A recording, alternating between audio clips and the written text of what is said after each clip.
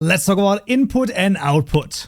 Alright, we find ourselves back in Hytale once more, and in this video we're going to talk about input and output. We're going to start, crazily enough, with the output first, and this is the first time we'll write something. Now here it is very important that we are within the main method, meaning this particular opening parentheses and this curly bracket rather, and this closing curly bracket. We want to be within those. If it looks kind of like this for you, that's fine, whatever the case may be, but you are between those. You can even, put whatever is in there and just move it down. That's totally fine, but we need to be within those. Otherwise, it's not going to work. And if you were to write something outside of them just for the sake of argument, you're going to get errors anyway, even if it is something that we, maybe are used to. We're not going to have that, so just keep that in mind. Now, how do we output something? This is going to be a very interesting thing. Now, usually what we output is strings. We think back, data types, there were things about strings. Strings are multiple characters next to each other. Okay, so how are we going to output this? It's going to look a little bit crazy, but this is just sort of a thing that we need to think about. Okay, if we want to output something into the console, that's what we have to write.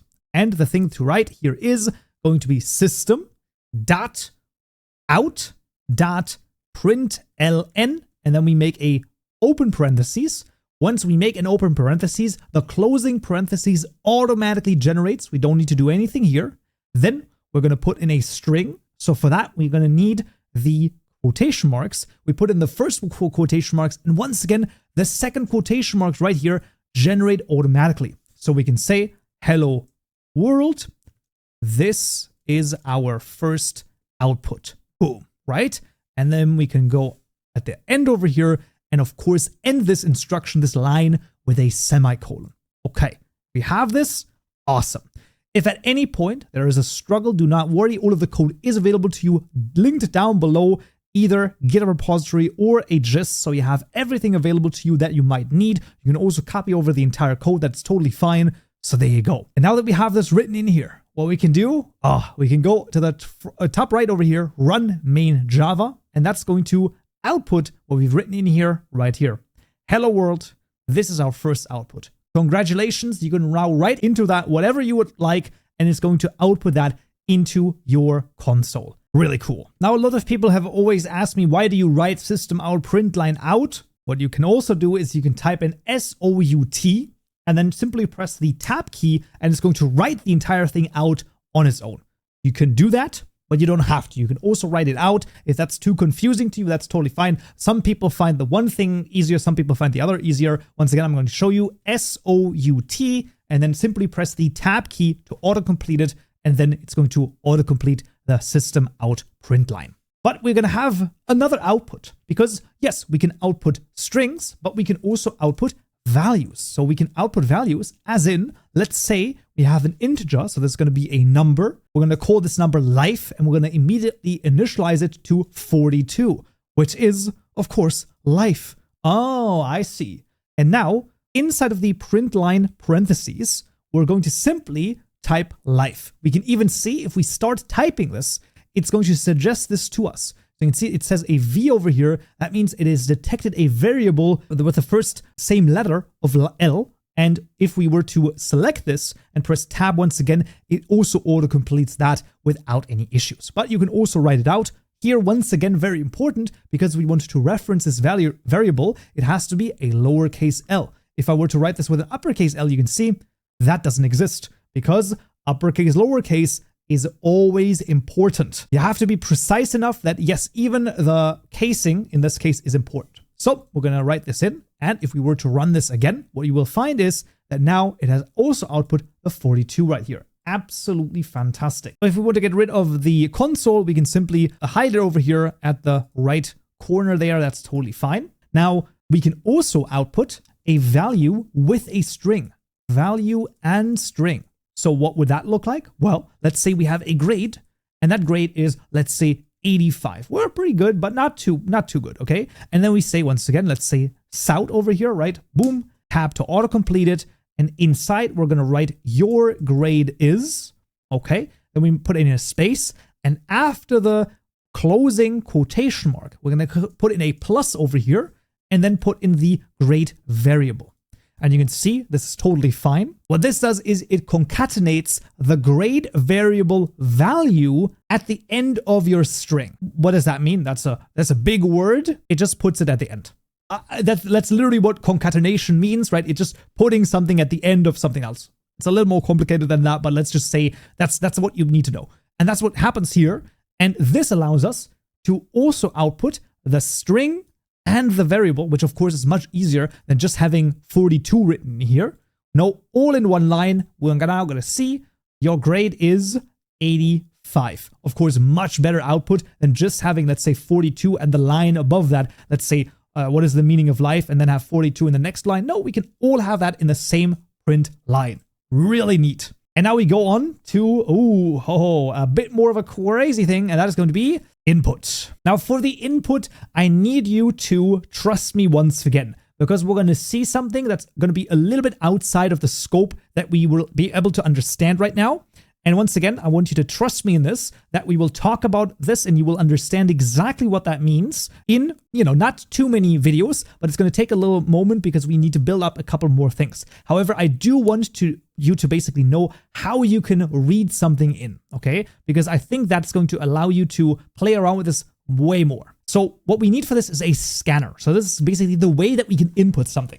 Now we're going to write this out and then I'm going to explain. So I'm going to write a uppercase S and then scanner. So as you can see, SCANNER with an uppercase S, and you can see it actually suggests this to me. Now what we're going to do is we're going to hit the tab key. And what you'll find is if you now scroll up, you will find at the very top over here an import. Once again, this has to this has to be there. It's very important that it's there. If it's not going to work. Now, if it for some reason does not exist for you after you've done this, your scanner is going to turn red. That's totally normal, and that's fine. But what you can do is you can click on it, and usually it will get a normal underline, and you can see it even suggests to you if you want to import this. So you can simply click this, or press Alt and Enter, and then it's going to add the import at the top. And then now we have a red underline, but the scanner itself is white. That's exactly what we want in this case. Now, we then have a scanner with a lowercase s because this is the name of a variable. So in this case, we make a variable with a data type of scanner. Once again, we don't need to get into specifics right now of what that means or how that works. We're just, okay, we have a scanner right now. Okay, and now here, I need you to fully trust me and simply write this out. We're gonna write out new, and then once again, scanner with an uppercase S, after the scanner parentheses, and inside of those, system with an uppercase S, and then .in. Once again, you can always double check the code in the description below. We have it in the gist as well as the GitHub repository, so you can double check that this is written correctly. It has to be written pretty much exactly like this.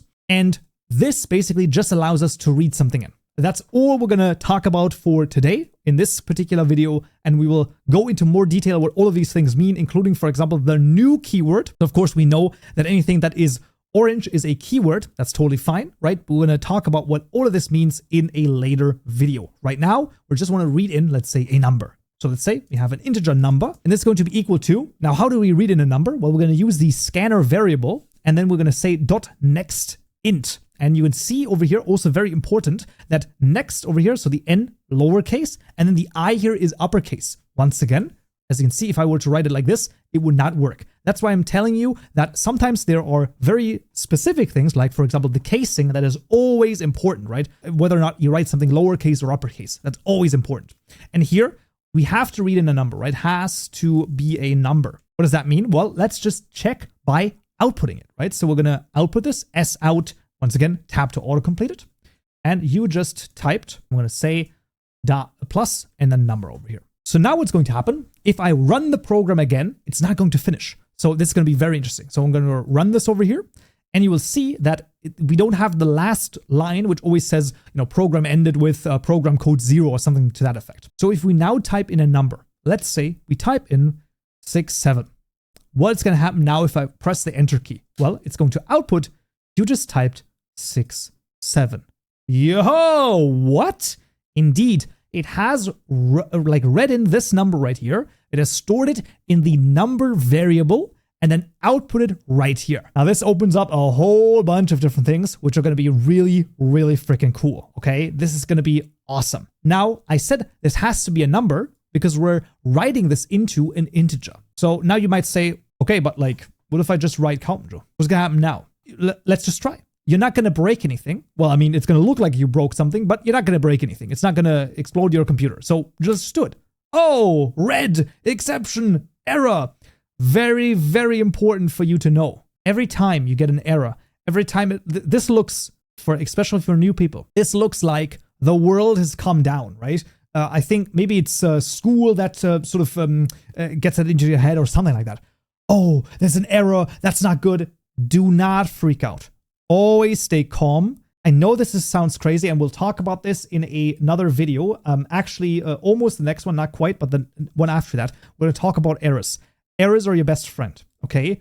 Errors are always a thing that you expect to happen, okay? This is not something to never happen. Actually, you want this to happen because now we know, oh, there's something wrong. We have not thought about this in our program. Now, in this case, we're going to keep it like this because we know we should only enter a number. That's okay. However, if we were to release this program to the world and someone would type that in, it would crash our program. Okay, fair enough. Good to know. But in this case, our error can be ignored for the time being. Well, obviously, we can fix these things as well, but for the time being, that's okay. Now, another thing that we want to do is I want to also read in a string. So we're going to write string. Note once again here, the string is written with an uppercase S. This is going to be our input variable equal to scanner.next, right? We're going to do scanner.next in this case, and then simply output this. So S out, tab to autocomplete it, and we're going to say you just typed, and then we say this is going to be a string over here, and the string we typed is, of course, the input variable. So now what we can do is we can run this again. Let's say we type in a number, 69, you just type 69, and it's waiting for another thing, and that's Kaupenjoe is super smart. And we'll find something, and that is, it says that you just typed Kaupenjoe. That's quite interesting. Why did it only take Kaupenjoe? Well, there's a very important thing that is has to do with inputs and scanners.